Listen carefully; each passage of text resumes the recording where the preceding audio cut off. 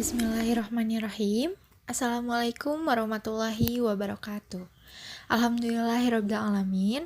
Wassalatu wassalamu ala asyrofil anbiya'i wal mursalin wa ala alihi washabihi ajmain amma ba'du.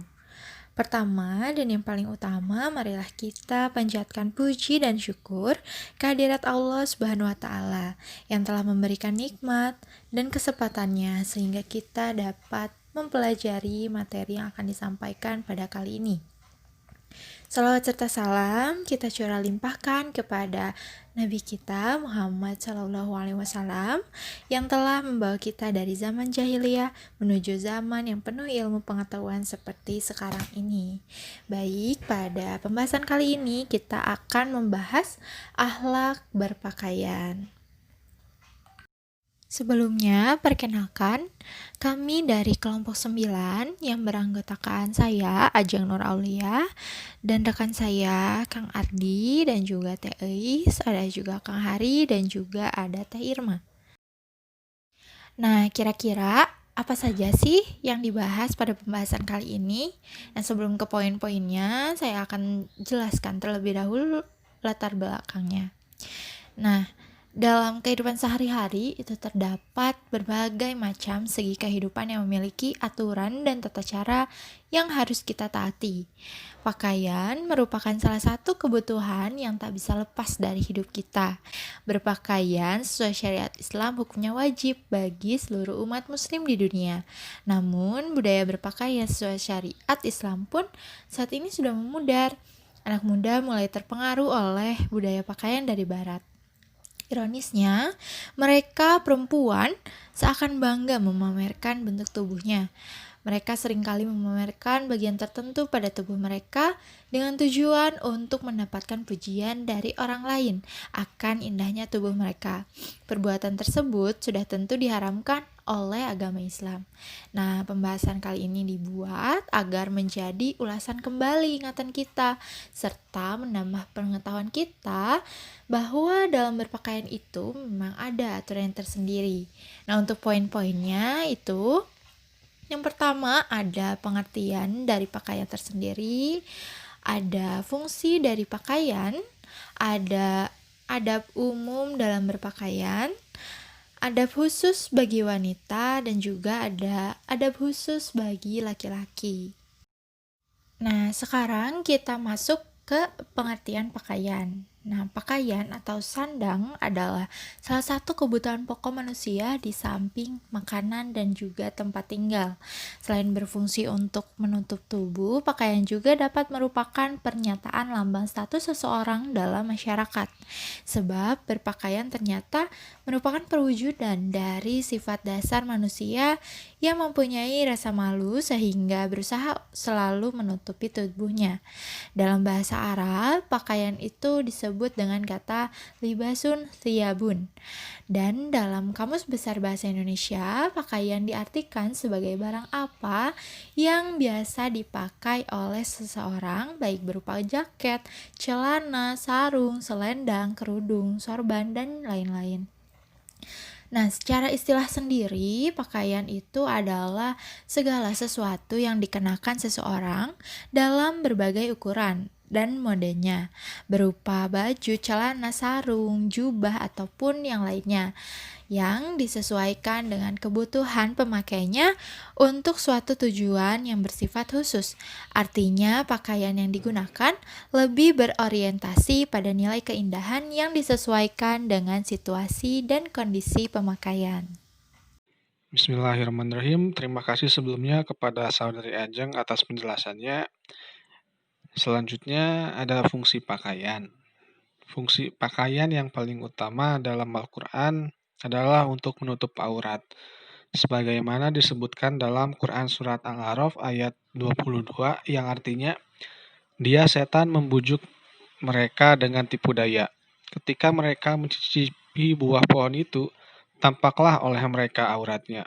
Maka mulailah mereka menutupinya dengan daun-daun surga. Tuhan menyeru mereka, "Bukankah aku telah melarang kamu dari pohon itu, dan aku telah mengatakan bahwa sesungguhnya setan adalah musuh yang nyata bagi kamu berdua?"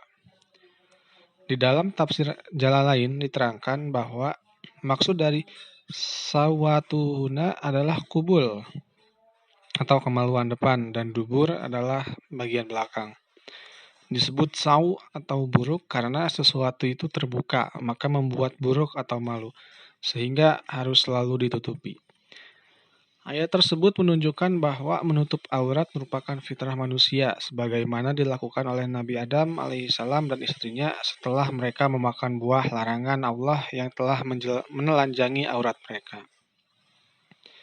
Ulama pun menggunakan dalil ayat ini untuk menghukumi wajib menutup aurat.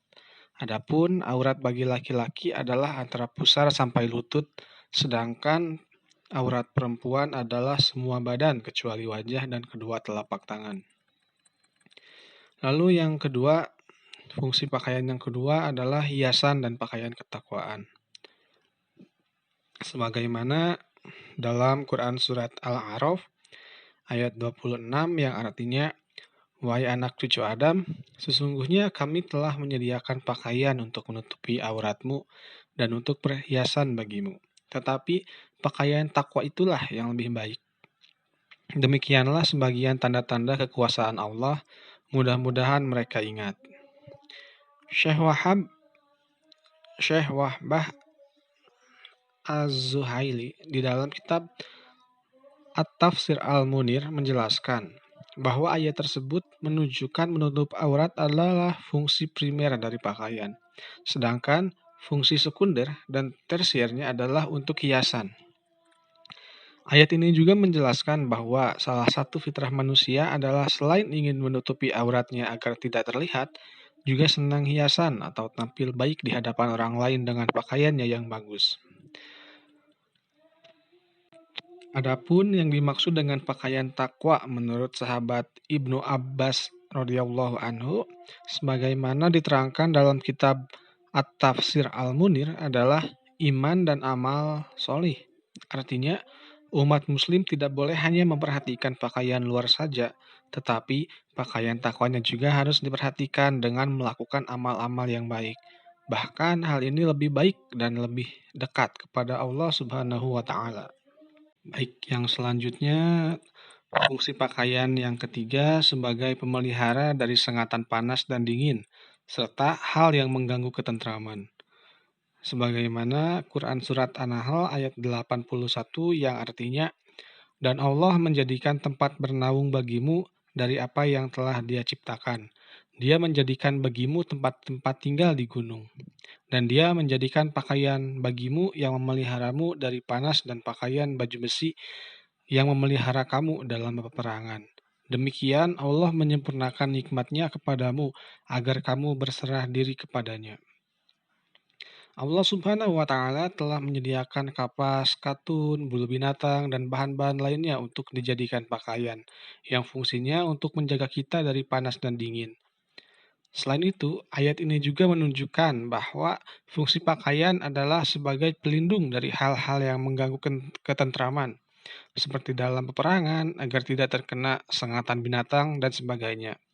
Sedangkan pada ayat tersebut hanya disebutkan panas karena menyesuaikan orang Arab yang tinggal di daerah yang sangat panas. Lalu yang keempat sekaligus yang terakhir sebagai pembeda antara satu dengan lainnya. Sebagaimana dalam Quran Surat Al-Ahzab ayat 59 yang artinya, "Wahai Nabi, katakanlah kepada istri-istrimu, anak-anak perempuanmu, dan istri-istri orang mukmin, hendaklah mereka menutupkan jilbabnya ke seluruh tubuh mereka. Yang demikian itu agar mereka lebih mudah untuk dikenali, sehingga mereka tidak diganggu dan Allah Maha Pengampun lagi Maha Penyayang." Ayat ini menunjukkan bahwa fungsi pakaian adalah sebagai identitas yang membedakan sifat atau profesi antara satu orang dengan yang lainnya.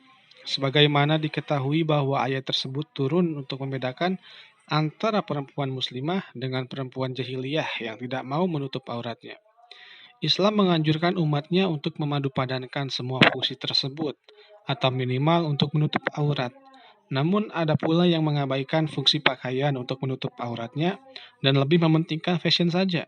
Sebaliknya, ada pula yang hanya mencukupkan sekedar berpakaian tanpa mengindahkan keindahan, yakni dengan berpakaian seenaknya saja bahkan tidak indah dipandang mata. Mungkin itu saja terkait fungsi pakaian. Terima kasih. Baik, selanjutnya kita akan membahas mengenai adab umum dalam berpakaian. Di sini terdapat 6 adab dalam berpakaian yang perlu kita terapkan dalam kehidupan sehari-hari. Yang pertama, gunakan pakaian yang halal. Nah, halal di sini itu mulai dari halal bahannya, halal cara mendapatkannya, serta halal harta yang digunakan untuk mendapatkan pakaian tersebut. Yang kedua, tidak menyerupai lawan jenis. Jadi, tidak diperbolehkan menyerupai lawan jenis dalam setiap perkara, termasuk juga dalam hal berpakaian. Terdapat hadis riwayat Bukhari dari Abdullah bin Abbas radhiyallahu anhu, beliau berkata, Rasulullah Shallallahu alaihi wasallam melaknat laki-laki yang menyerupai wanita dan para wanita yang menyerupai laki-laki. Oleh karena itu, untuk para laki-laki, gunakanlah pakaian yang dikenal sebagai pakaian laki-laki. Demikian juga dengan wanita, gunakanlah pakaian yang dikenal sebagai pakaian wanita. Yang ketiga, memulai dari sebelah kanan. Terdapat hadis mengenai hal ini yang berbunyi, Nabi Shallallahu alaihi wasallam membiasakan diri mendahulukan yang kanan dalam memakai sandal, menyisir, bersuci, dan dalam setiap urusannya. Hadis riwayat Bukhari. Yang keempat, tidak menyerupai pakaian orang kafir. Terdapat hadis riwayat Abu Daud, yaitu orang yang menyerupai suatu kaum seolah ia bagian dari kaum tersebut. Nah, untuk hadis ini pasti kita sudah sangat sering mendengarnya ya. Disebut menyerupai orang kafir, yaitu jika suatu pakaian menjadi ciri khas orang kafir. Jadi dengan kita memakai pakaian tersebut, maka kita bisa disebut sebagai orang kafir. Tapi kalau pakaian yang sudah menjadi hal yang umum di masyarakat dan tidak menjadikan kita orang kafir, maka tidak disebut menyerupai orang kafir, walaupun berasal dari orang kafir pakaian tersebut. Yang kelima yaitu bukan merupakan pakaian ketenaran. Maksudnya, pakaian yang dipakai dengan niat agar tenar di tengah masyarakat. Jadi bukan perkara apakah pakaian itu sangat bagus ataukah jelek, atau sesuai tidaknya di budaya masyarakat kita. Yang keenam, doa memakai pakaian. Dalam Islam, kita memang dianjurkan untuk selalu berdoa dalam setiap hal, termasuk juga dalam hal berpakaian. Hendaknya ketika memakai pakaian, kita membaca doa, Alhamdulillahilladzi kasani hadza thawba wa razaqanihi min ghairi haulin minni wala quwwah. Yang artinya, segala puji bagi Allah yang telah memberikan pakaian ini kepadaku sebagai rizki darinya tanpa daya dan kekuatan dariku. Bismillah, baik saya lanjutkan. Yang selanjutnya adalah adab khusus bagi wanita. Adab khusus bagi wanita yang pertama adalah menutup aurat. Nah, Allah Subhanahu wa Ta'ala berfirman, "Hai Nabi, katakanlah kepada istri-istrimu, anak-anak perempuanmu, dan istri-istri orang mukmin, hendaklah mereka mengulurkan jilbabnya ke seluruh tubuh mereka. Yang demikian itu supaya mereka lebih mudah untuk dikenal, karena itu mereka tidak diganggu. Dan Allah adalah Maha Pengampun lagi Maha Penyayang." Quran Surat Al-Ahzab ayat 59. Kemudian, dari mana sajakah yang menjadi batasan aurat seorang wanita? Rasulullah Shallallahu alaihi wasallam bersabda berdasarkan hadis dari Aisyah radhiyallahu anha. Beliau berkata, Asma binti Abu Bakar pernah menemui Rasulullah Shallallahu Alaihi Wasallam dengan memakai pakaian yang tipis.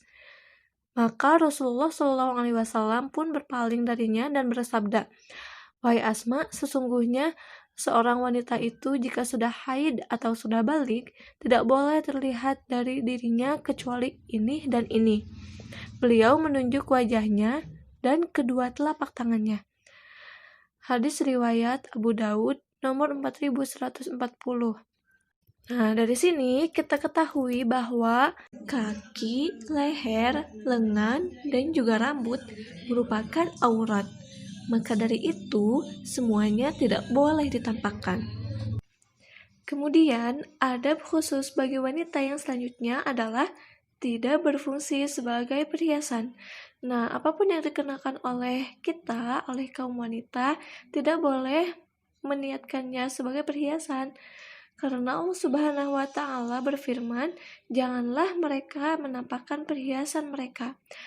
Quran Surat An-Nur ayat 31.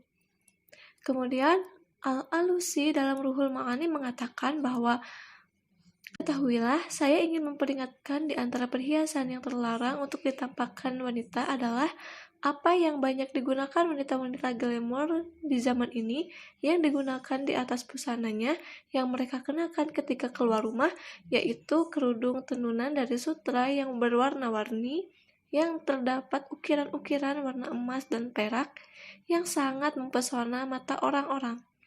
Dan saya memandang seorang kepala keluarga yang membiarkan istri-istri mereka dan wanita anggota keluarganya keluar rumah dengan busana demikian dan berjalan bersama lelaki ajnabi atau non-mahram, itu adalah bentuk qillatul ghirlah atau minimnya rasa cemburu. Nah, qillatul ghirlah ini sudah terlanjur umum terjadi di masyarakat. Kemudian adab yang selanjutnya yaitu kainnya tebal, tidak tipis, dan tidak memperlihatkan lekuk-lekuk tubuh. Usama bin Zaid radhiyallahu anhu pernah berkata, Rasulullah Shallallahu Alaihi Wasallam pernah memakaikanku baju qutbiyah yang tebal.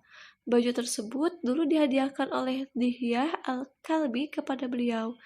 Lalu aku memakaikan baju itu kepada istriku. Suatu kala Rasulullah Shallallahu Alaihi Wasallam menanyakanku, "Kenapa baju qutbiyahnya tidak engkau pakai?" Ku jawab, "Baju tersebut kupakaikan pada istriku, wahai Rasulullah."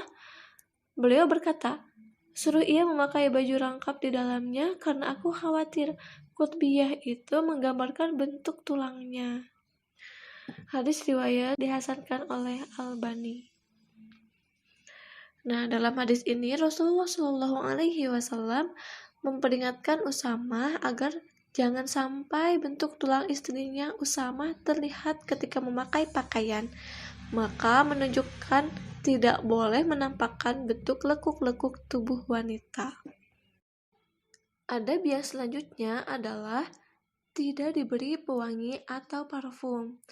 Nah, ini justru kebalikannya dari laki-laki ya. Biasanya laki-laki itu dianjurkan untuk memakai wewangian apalagi hendak ke masjid atau hendak beribadah seperti sholat Jumat. Nah, tetapi pada perempuan atau wanita tidak boleh memakai parfum atau wewangian yang bisa tercium oleh para laki. Dari Abu Musa al-Asy'ari radhiyallahu anhu bahwa Rasulullah Shallallahu Alaihi Wasallam bersabda, "Perempuan mana saja yang mengenakan wewangian lalu melewati sekumpulan laki-laki sehingga mereka mencium wangi harumnya, maka ia adalah seorang pezina." Hadis riwayat Abu Daud nomor 4173. Selanjutnya yaitu lebar dan longgar. Baiklah, untuk selanjutnya yaitu ada adab berpakaian bagi laki-laki. Aurat laki-laki di mana batasannya? Dari pusar hingga lutut. Nah, mungkin rekan-rekan semua sudah paham lah ya untuk batasan aurat bagi laki-laki. Yang kedua, tidak memakai emas, dan yang ketiga tidak memakai sutra. Nah, ini disatuin ya, karena dijelaskan pada hadis riwayat An-Nasa'i nomor 5163, dihalalkan emas dan sutra bagi wanita di kalangan umatku, umat Nabi Muhammad SAW, dan diharamkan bagi kaum laki-lakinya. Kenapa emas dan sutra diharamkan bagi laki-laki? Karena itu mencontohkan kesombongan, dan itu tidak pantas bagi laki-laki. Kemudian ada sebuah penelitian yang katanya itu emas itu mengeluarkan butiran-butiran debu-debu yang ketika dipakai maka debu-debu itu masuk ke dalam darah yang menyebabkan penyakit penuaan sebelum masanya. Namanya itu Alzheimer. Tapi kalau perempuan, ya kan, debu-debunya masuk ke dalam darah, darahnya keluar melalui menstruasi. Kemudian, karena sutra adalah pakaian penghuni surga. Kalau di dunia dipakai sutra, maka di akhirat tidak akan pakai sutra. Itu kata ulama zaman dahulu. Dan ada yang menyebutkan juga boleh memakai sutra asalkan hanya sebesar 2 jari. Hanya sebesar 2 jari. Nah, kemudian karena sutra itu juga terlalu lembut. Bahannya itu, sifatnya itu terlalu lembut. Jadi nggak pantas bagi laki-laki. Nah, kemudian yang keempat itu hendaknya tidak isbal. Apa itu isbal? Isbal artinya menggunakan pakaian yang panjangnya melebihi mata kaki. Celana, sarung, jubah, dan yang lainnya. Hendaknya tidak isbal. Artinya isbal itu tidak boleh ketika dimaksudkan untuk sombong. Hukumnya haram. Dijelaskan dalam hadis Ibnu Umar radhiyallahu anhu, Rasulullah SAW bersabda, Allah tidak akan melihat siapapun yang mengulurkan bajunya melampaui mata kaki karena sombong. Nah, tetapi isbal pun diperbolehkan, ya kan, jika bukan karena sombong. Jadi di hadis Ibnu Umar radhiyallahu anhu ini juga dijelaskan, Imam Syaukani menjelaskan kata sombong dalam hadis tersebut itu merupakan batasan. Nah, maka sebaliknya, siapapun yang mengulurkan bajunya atau melampaui mata kaki bukan karena sombong, itu tidak akan terkena hukum dari hadis sebelumnya. Maka diperbolehkan. Gitu. Seperti itu untuk adab berpakaian bagi laki-laki. Kesimpulannya adalah agama Islam adalah agama yang sempurna, mengatur manusia dalam segala aspeknya, termasuk dalam hal berpakaian. Maka kita tidak boleh menyalahgunakan arti pakaian yang sebenarnya untuk melindungi tubuh dari bahaya serta menutup aurat, berubah menjadi untuk memamerkan bentuk tubuh, untuk kesombongan. Dalam Islam, baik laki-laki maupun perempuan memiliki adabnya tersendiri dalam berpakaian. Adab berpakaian tersebut harus kita terapkan dalam kehidupan sehari-hari dan memotivasi berpakaian tidak hanya sekedar menutup secara fisik, tetapi juga menutup aib. Sehingga akhlak berpakaian landasannya adalah karena Allah dan tidak untuk kemewahan ataupun pujian dari manusia. Baik teman-teman, mungkin demikian pemaparan dari kelompok kami. Semoga apa yang kami sampaikan dapat bermanfaat bagi kita semua. Jika ada kekurangan, mohon dimaafkan, karena kesempurnaan sungguh hanyalah milik Allah SWT. Jika teman-teman masih ada yang ingin didiskusikan terkait materi ini, boleh kita diskusi di WhatsApp group. Terima kasih teman-teman. Wassalamualaikum warahmatullahi wabarakatuh.